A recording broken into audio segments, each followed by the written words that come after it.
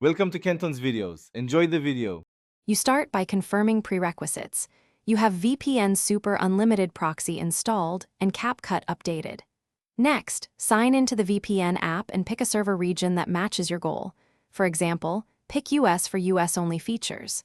Grant required permissions, especially location and background data, so the app can route traffic.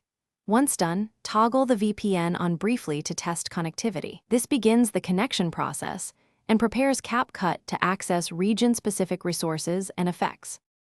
You now configure the VPN specifically for Capcut.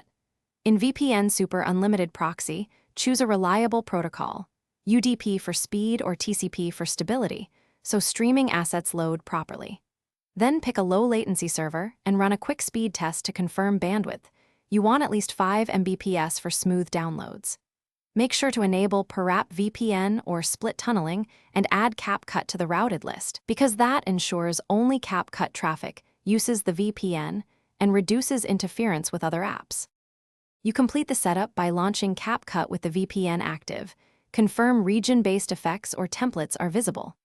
If assets fail to load, clear Capcut cache and reopen the project.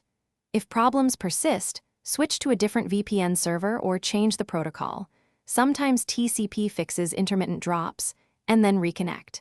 Make sure battery saver and background restrictions are off for both apps because they can kill the VPN tunnel. If nothing works, reboot the device.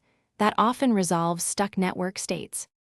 Thanks for watching. Consider subscribing if we helped you.